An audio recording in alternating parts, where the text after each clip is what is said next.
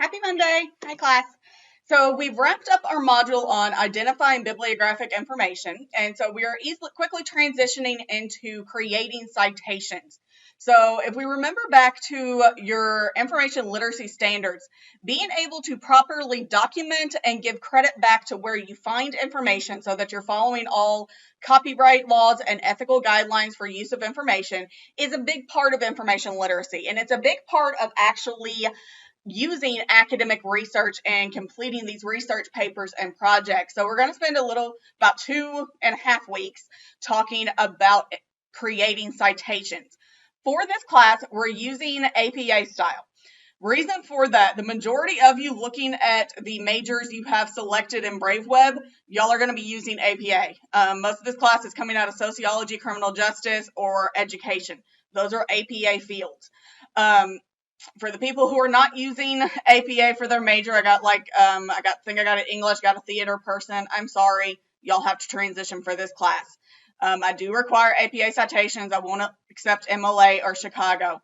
Good thing about citations, no matter what citation style you're doing, it all uses the same information. It all uses that who, what, when, where, and how did you access it. So those 5 elements of bibliographic information for every source that you're using is really what you're using to create a citation, no matter what style guide you're using.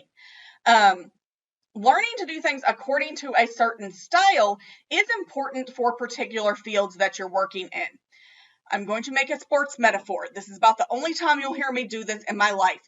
But if you were playing football or basketball with a group of friends, that you're taking a ball and you're just going out and you're playing a game. So if you're playing football, you're like, okay, we're going to do no tackle football. First to 5 points wins. The goal line is here and here. You kind of make up your rules as you go, right? And this is your playing with friends. It doesn't matter. Everyone's having a good time.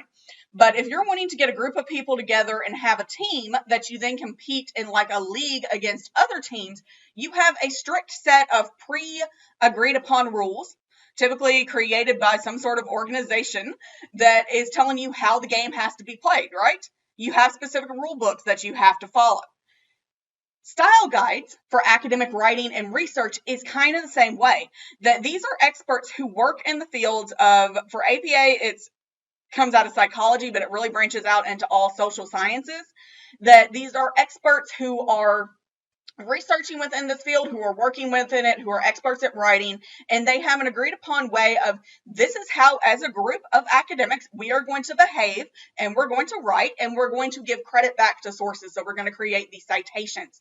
So it's important that now that you are an academic, as a university student, you're an academic researcher scholar, you are following these rules and doing what your peers, your colleagues within that same field are doing. Going between the different fields, though, are pretty similar because they all use those 5 elements. Really what you're looking at with citations is how the information of that who, what, when, where is being presented to you. Most of the time, it's what order is the information being presented in. Some little things with punctuation change. So that's what you're really looking at with APA versus MLA versus Chicago and other style guides is the formatting of the information. And so you have specific guidelines and rules you have to follow with APA, and we're going to talk about that. I do not make you buy an APA style guide writing manual for this class. If you already have one, great, fantastic, it's a good resource, but we have copies within the library that you can look at, or there are also a lot of online sites that we're going to use that teach you how to cite things according to APA style that are free to use, so I don't feel like saying, oh, you have to buy a style guide for this class.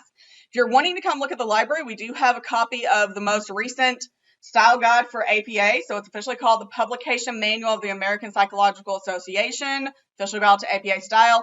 This is the newest one that just came out this year. So they did make an update in October 2019, came out with a few updates to their style guide because things change, things evolve, and so the American Psychological Association grows with them, and so they make changes. And so this is the 7th edition of this style guide, and so this is the version I want you to use for this class. Don't want you to use 6th. There's very few differences between 6th and 7th, though, that really kind of make a difference for citation. So we do have a copy of it in the library that you are welcome to come use and check out, or not check out, but use within the library. It's in the reference, so it collection so it can't leave. But what we're more going to use for this class is the Purdue OWL website. So I hope y'all at some point have seen the Purdue OWL website. If you just go to Google and type in APA OWL, OWL, so bird that hoots, you get this first link here of Purdue University's, University in Indiana, very good reputation. Their online writing lab, so that's where the OWL comes from, is OWL, so online writing lab. They have taken the APA style guide and they have updated to the 7th edition and kind of broken it down into usable parts. So style guides have a lot more than just how to create citations. These are writing manuals. They're telling you how to write, how to format things within your writing. They have rules about which way do we like language to be used and things like and grammar and punctuation and all of that. And so there's lots of things within how to format your writing within these writing guides beyond just citations, but citations is what students use most of the time. And so you do have this page here telling you kind of the basic rules. What we're looking at today is some of the general formatting things that are consistent for APA citations kind of across the board. And these are things I find students tend to skip these sections, and this is why they then struggle. That they're going, okay, I need to cite a book or an article or electronic resource, and they go to how do I do that specifically, but they miss some of the general overall guidelines specifically for general formatting, basics, and authors. And so we're going to dig into some of those in detail, but if you're wanting a good reference to come back to, this APA OWL is going to be a good place. I'm going to stick the link in Canvas so you have it there, but just Google APA OWL. If you were unaware, they also do MLA and Chicago style as well. They do smaller ones for other AMA, ASA, IEEE style, less commonly used citation style. MLA, APA, and Chicago are the biggest three that most subject areas use. So these are good resources for those three guides, are something that you can have for free.